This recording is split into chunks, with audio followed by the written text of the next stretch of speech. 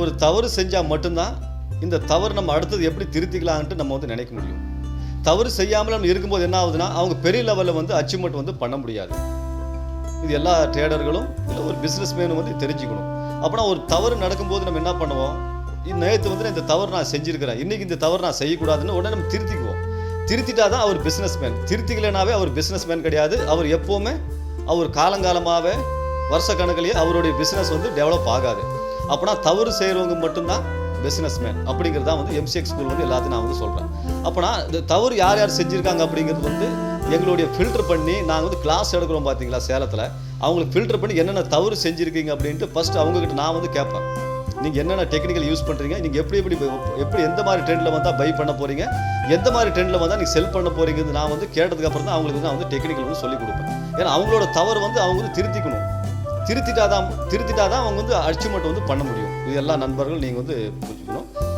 சேலத்தில் வந்து ரெகுலராக வந்து மந்த் எண்டில் வந்து கிளாஸ் வந்து நடந்துட்டு இருக்குது. நெக்ஸ்ட் வந்து புக் பண்ணணும்னு நினைக்கிறவங்க இந்த டிஸ்கிரிப்ஷன் கீழே வந்து இந்த லிங்க் ஃபோன் நம்பர் கொடுத்துருக்குறேன், அதில் நீங்கள் வந்து வாட்ஸ்அப் பண்ணி நீங்கள் மெசேஜ் பண்ணிக்கலாம். நெக்ஸ்ட்டு 999 குரூப் இருக்குது. ஒரு வாரம் நான் வந்து டெமோ கால்ஸ் பார்க்க போகிறேன் அப்படின்னு நினைக்கிறவங்களுக்கு ஒரு வாரம் டெமோ கால்ஸ் பார்க்குறதுக்கு அந்த லிங்க்கு வந்து இது கீழே வந்து கொடுத்துருக்குறேன். நெக்ஸ்ட் வந்து எங்களுடைய MCX ஸ்கூலோட மொபைல் ஆப்போட லிங்க்கும் இது கீழே வந்து இருக்குது. அதில் வந்து டெக்னிக்கல் பர்ச்சேஸ் பண்ணணும்னு நினைக்கிறவங்க நீங்கள் வந்து பண்ணிக்கலாம். மிகப்பெரிய லெவலில் நீங்கள் வந்து அச்சீவ்மெண்ட் வந்து பண்ணலாம். அப்படின்னா தவறு அப்படிங்கிறது எத்தனையோ வகையில் வந்து நம்ம தவறு சொல்லிக்கிட்டே இருக்கலாம். ஆனால் அந்த தவறு நம்ம திருத்திக்கணும். இப்போது நீங்கள் ஒரு ட்ரேடராக இருக்கிறீங்க, 10 வருஷம் நான் ட்ரேடராக இருக்கிறேன், 20 வருஷம் நான் ட்ரேடராக இருக்கிறேன், MCXும் பண்ணுறேன், NSEயும் பண்ணுறேன் அப்படிங்கிறது வந்து கண்டிப்பாக நிறையா பேர் பண்ணிகிட்டு இருக்காங்க. நிறையா பேர் மெசேஜ் எனக்கு அனுப்புகிறாங்க.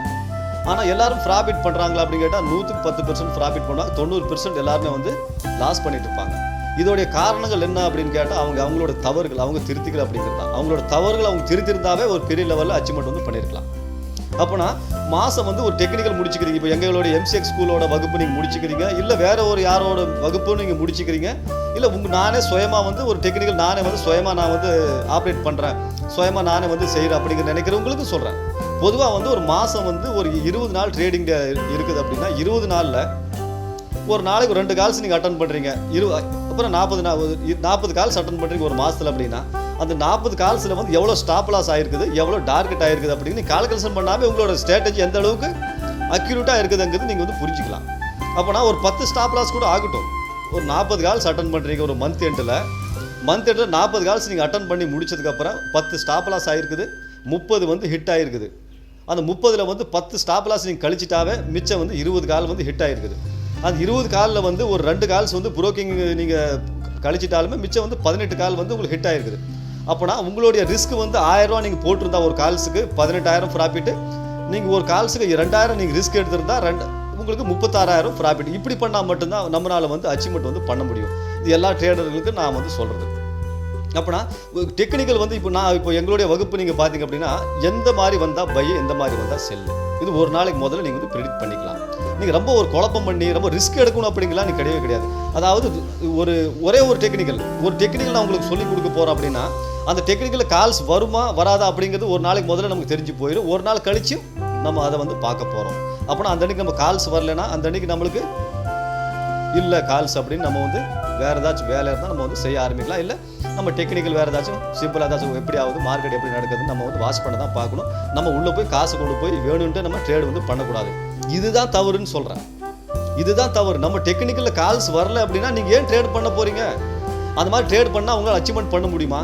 அப்புறம் வந்து லாஸ் ஆனதுக்கப்புறம் என்ன பண்ணுவோம், ஐயோ நம்ம இன்றைக்கி லாஸ் ஆகிடுச்சு, நம்ம டெக்னிக்கலில் கால்ஸே வரலையே, நம்ம ஏன் இது நம்ம ஆப்ரேட் பண்ணோம், இதுதான் தேவையில்லாத வேலை அப்படின்ட்டு நம்ம வந்து அப்போ நினைப்போம். மார்க்கெட் முடிஞ்சதுக்கப்புறம் லாஸ் ஆனதுக்கப்புறம் நம்ம வந்து புத்தி வந்து ஒன்றும் செய்ய போகிறது கிடையாது. அதுக்கு முன்னாடி நம்ம புத்தி வந்து வேலை செய்யணும். அதைத்தான் உங்களுக்கு நான் வந்து தவறு சொல்கிறேன்.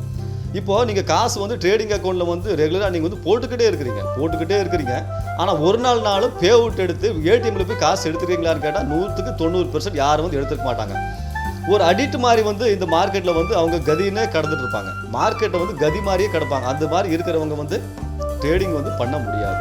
அப்படின்னா மார்க்கெட்டில் வந்து இன்றைக்கி நம்மளோட ட்ரேடிங்கில் நம்மளுடைய ஸ்ட்ராட்டஜியில் எவ்வளோ கால்ஸ் வந்திருக்குதா வரலையா அது மட்டும் பார்த்துட்டு உங்களுக்கு ரிஸ்க் ரிவார்டு முடிவு பண்ணிவிட்டு ஆர்டர் போட்டு வெளியில் போகிற மாதிரி இருந்தால் மட்டும்தான் உங்களால் வந்து அச்சீவ்மெண்ட் வந்து பண்ண முடியும். இது எல்லாமே வந்து இது நீங்கள் புதுசாக வர்றவங்களும் ஆல்ரெடி ட்ரேட் பண்ணுறவங்களும் இது வந்து நான் தெரிஞ்சுக்கணும். இப்போ எங்களுடைய வகுப்பு நீங்கள் பார்த்தீங்க அப்படின்னா ரொம்ப ஒரு குழப்பமான விஷயம், நிறையா குழப்பத்தை கொண்டு வந்து உங்கள் தலையிலலாம் வந்து பாரமாக வந்து போடுற மாதிரி வந்து எங்களோட டெக்னிக்கல் வந்து இருக்காது. சிம்பிளாக தான் உங்களுக்கு இருக்கும். உங்களுக்கு வந்து ஸ்கேனர் கொடுத்துருவேன், ஸ்கேனரில் நீங்கள் பார்த்துக்கலாம். இது பை இது செல்லுங்கிறது உங்களுக்கு நான் வந்து ப்ரிடிக்ட் பண்ணி கொடுத்துருவேன். நீங்கள் லைஃப் டைமாக நீங்கள் அது மட்டும் பண்ணால் போதுமானது.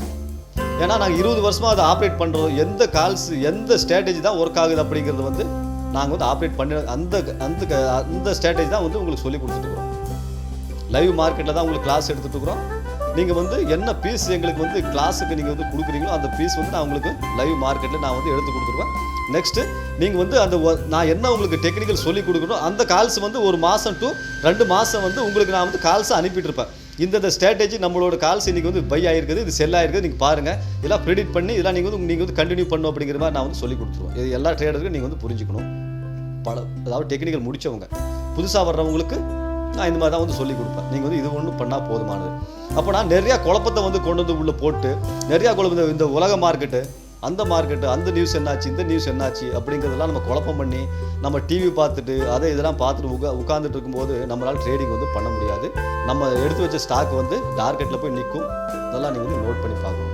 அப்படின்னா ஒரு தெளிவான ஒரு முடிவோட நான் இதுதான் செய்ய போகிறேன்னு நினைக்கிறவங்க கண்டிப்பாக எங்கள் கூட வாங்க. ஒரு மிகப்பெரிய லெவலில் நீங்கள் வந்து அச்சீவ்மெண்ட் பண்ணலாம். 20 நாள் ட்ரேடிங் டேல நம்மளுக்கு எவ்வளோ ரிட்டர்ன் வந்திருக்குங்கிறது நீங்கள் 100% வந்து நீங்கள் வந்து போடலாம். சில பேர் வந்து நான் வந்து MCX மட்டும்தான் பண்ணுவேன், NSE பண்ண மாட்டேன் அப்படிங்கிறாங்க. சில பேர் வந்து பேங்க் நிஃப்டி தான் பண்ணுவேன், நான் MCX பண்ண மாட்டேன். சில பேர் வந்து MCX NSE மட்டும் தான் பண்ணுவேன், MCX பண்ண மாட்டேன். அப்படின்னா எப்படி? நம்மளுக்கு அதில் வர்ற காசு எல்லாமே போயிடுமா, இல்லை இதில் வர்ற காசு எல்லாமே போயிடுமா? அதாவது டெக்னிக்கல் அப்படிங்கிறது வந்து தினமும் வந்து ஒரு ஸ்டாக் இருக்குது அப்படின்னா ஒரு ஸ்டாக்கில் வந்து தினமும் உங்களுக்கு வந்து கால்ஸ் வந்து வராது. இப்போ வந்து ஃபியூச்சரில் வந்து 192 ஸ்டாக்கு to 194 ஸ்டாக் இருக்குது அப்படின்னா தினமும் உங்களுக்கு கால்ஸ் வருமா?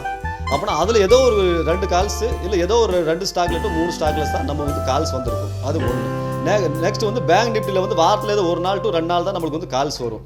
நெக்ஸ்ட் வந்து நம்மளோட ஸ்ட்ராட்டஜியில் சொல்கிறேன் நான், அதாவது ஒரு 2 கால்ஸ் வரும் பேங்க் நிஃப்டியில். நெக்ஸ்ட் வந்து MCXயில் வந்து ஒரு 2 கால்ஸ் to 3 கால்ஸ் வரும். அந்த கால்ஸ் வர்ற கால்ஸ் தான் நீங்கள் வந்து நம்ம அட்டன் பண்ணணும். வராத கால்ஸ் போய் நம்மளே வேணும்ட்டு அதை போய் நம்ம தள்ளி விடுற மாதிரி தான். என்னமோ ஒரு கதை சொல்லுவாங்க பார்த்தீங்களா, இன்னும் படுத்துட்டு இருந்தவங்களை போய் இன்னும் குச்சி விட்டு ஆடுற கதை மாதிரி நம்ம வந்து பண்ணிட்டு கூடாது. அது வரும்போது நம்ம எடுத்துக்கணும்.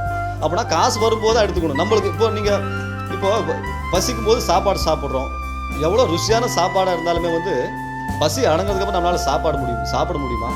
அதுதான் ஒரு பழமொழி சொல்கிறாங்கல்ல, அளவுக்கு மீறினால் அமிர்தமும் நஞ்சு அப்படிங்கிறது நம்ம சொல்லுவாங்கள்ல முன்னோர்கள். அதே மாதிரி தான் நம்மளுக்கு பசிக்கும் போது எப்போ சாப்பிட்றோமோ அதே மாதிரி நம்மளுக்கு எப்போ டெக்னிக்கல் வருதோ அப்போ தான் நம்ம வந்து ட்ரேடிங் வந்து பண்ணணும். இது ஒவ்வொரு ட்ரேடரும் நீங்கள் வந்து தெளிவாக வந்து புரிஞ்சுக்கணும்.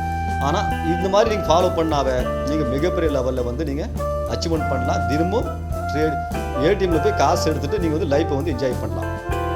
இது வந்து நீங்கள் ஃபஸ்ட்டு நீங்கள் புரிஞ்சுக்கிட்டா போதும். இதுதான் வந்து ஒரு இம்பார்ட்டண்டான விஷயம். இது நீங்கள் தெரிஞ்சுக்கிட்டாவே போதும். நிறையா பேர் உங்களை வழி நடத்துவாங்க, அந்த வழிக்கு வாங்க இந்த வழிக்கு வாங்க, உங்களுடைய மூளை வந்து கலங்கடிப்பாங்க. நீங்கள் ஒரு விஷயத்தை நீங்கள் தெரிஞ்சுக்கிட்டால் வேறு எதுவுமே நீங்கள் வந்து நியூஸ் பார்க்கக்கூடாது. இப்போ நான் என்னோட டெக்னிக்கல் இதுதான் நான் வந்து ஆப்ரேட் பண்ண போகிறேன் அப்படிங்கும்போது வேறு என்ன நடக்குது, வேறு என்ன யார் என்ன சொல்லியிருக்கிறாங்க, வேறு டெலிகிராமில் ஏதாவது சொல்லியிருக்காங்களா, ஃபேஸ்புக்கில் ஏதாவது சொல்லியிருக்காங்களா, இல்லை யூடியூப்பில் ஏதாவது சொல்லியிருக்காங்களா, அது டிவியில் ஏதாவது சொல்லியிருக்காங்க, நம்ம அதெல்லாம் வாட்ச் பண்ணும்போது நம்மளுடைய மைண்ட் செட் என்ன ஆகும் அப்படின்னா நம்ம அதை ஏதாச்சும் போய் பார்ப்போமா, அது எப்படி நடந்துருக்கு பார்ப்போமா, இது ஏதாவது நடந்துருக்கு பார்ப்போமா அப்படிங்கிறது வந்து மைண்ட் செட் மாறி உங்களை வந்து குழப்பவாதியாக வந்து உங்களை ஆக்கி விட்ருவாங்க. உங்களை குழப்பவாதியாக ஆக்கி விடுறது தான் வந்து இந்த சமூகத்தோட வேலையும் மற்றவங்களோட வேலையும் இப்படி தான் வந்து உலகத்தில் வந்து நடந்துட்டு இருக்குது. அப்படின்னா உங்களோட மூளையை வந்து நீங்கள் ஃப்ரெஷ்ஷாக வச்சுக்கணும். என்னென்ன தவறு செஞ்சோமோ அது தவறை வந்து திருத்திக்கிறதுக்கு நம்ம முயற்சி பண்ணணும். இதுதான் வந்து இன்றைக்கி நான் சொன்ன மெசேஜ்.